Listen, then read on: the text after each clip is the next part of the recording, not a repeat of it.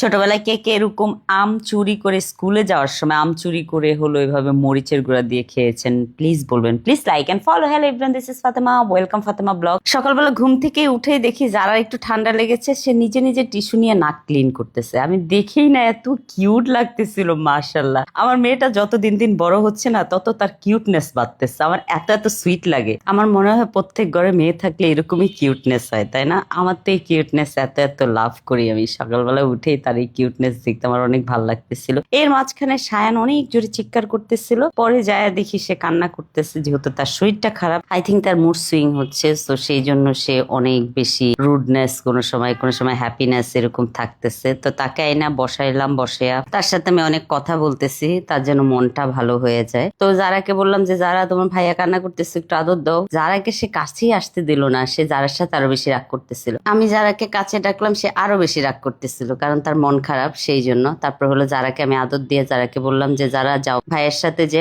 তুমি রুমে যায় একটু টিভি দেখো, মাম্মা যায় রান্না কমপ্লিট করি। তাদের দুইজনকে রেখে আমি আসলাম রান্না করতে। আমি রান্না করতেছিলাম, এর মাঝখানে তারা দুইজন হলো এই যে খেলা স্টার্ট করলো। এখন সায়নার একটু ভাল লাগতেছে, ঘুম থেকে ওঠার পরে মেডিসিন খাওয়ার পরে সে বোনের সাথে একটু খেলাধুলা স্টার্ট করলো। তারপর হলো আমি আসলাম, আসার পরে হলো তাদের সাথে আমি আবার খেলা স্টার্ট করলাম। আমার না বাচ্চাদের সাথে বাচ্চা হইতে খুব ভাল লাগে। আপনি যখন বাচ্চার মা হবেন, বাচ্চাদের সাথে যদি বাচ্চা না হন, তাদের সাথে আপনি টাইম কাটাইতে ভাল লাগবে না। তো আমার তাদের সাথে টাইম কাটাইতে অনেক বেশি ভাল লাগে, কারণ আমি তাদের সাথে বাচ্চা হয়ে যাই সেই জন্য। সায়ানে যে চঞ্চল বাচ্চাটা আমার, সেই বাচ্চাটা গুমসুম হয়ে দাঁড়িয়ে থাকলে আমার একদম ভাল লাগে না। তারপর আমি আবার রান্নাঘরে চলে আসলাম, এসে হলো এখানে আমার মাংস হয়ে গেছে, আমার শাক হয়ে গেছে। এখন আমি টেবিলে খাবার দিয়ে বাচ্চাদেরকে সাথে নিয়ে খেতে বসবো। এখন থেকে সম্পর্কের যত্ন শিখাইতে হবে বাচ্চাদেরকে, না হলে সম্পর্কের যত্ন ওরা বুঝবে না। তবে আপনারা ভাইয়ারা যদি যত্ন নিতে চান, আমাদের স্টাইল এন্ড লুকে চলে যেতে পারেন। আপনাদের জন্য এখানে অনেক ধরনের সার্ভিস আমাদের স্টাইল এন্ড লুকে আছে।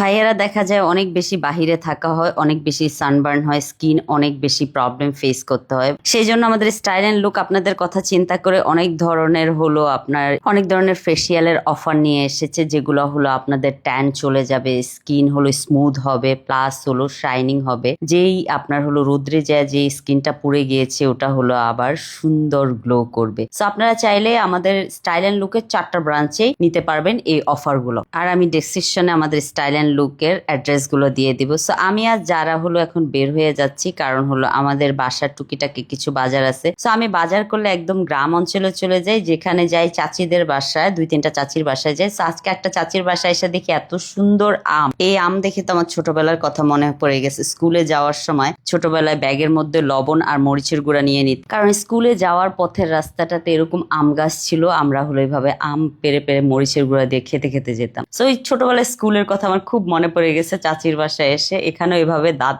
মানে আম কামড়িয়া কামড়িয়া খাচ্ছিলাম, আর আমার খাওয়া দেখে সবার দাঁত শিরশির করতেছিল আর বলতেছিল এত মরিচের গুঁড়া কিভাবে খেতে পারেন আপনি। তা আমার না সবসময় কাঁচা আম দিয়ে মরিচের গুঁড়া খেতে খুব ভালো লাগে। যাই হোক, যেই কাজ করতে এসেছি ওই কাজে ফোকাস দেই। তো চাচিদের বাসায় আসার পর এখানে ডিম বের করে দিয়েছে। এখানে হলো একটা হলো দেশি মুরগির ডিম, আর একটা হলো আই থিঙ্ক ওটাকে কি বলে, সোনালী মুরগির ডিম। সো যেগুলো সোনালী মুরগির ডিম ওগুলো হলো একটু বড় সাইজের, আর দেশি মুরগির গুলো একটু ছোট সাইজের। তারপর হলো 2টা মুরগি পেলাম। আজকে অত বাজার পাই নাই, ওনাদের সব মাত্র সবজি লাগাচ্ছে, সবজি উঠানোর পরে। সো এখানে আমি আর যারা দুষ্টামি করতেছিলাম। আমাদের মামের বাজার শেষ, এখন আমরা বাসায় চলে যাবো। সবকিছু মিলে আজকের দিনটা ভালোই গিয়েছে আলহামদুলিল্লাহ। Thank you so much for watching my video. Bye bye, আল্লাহ হাফেজ।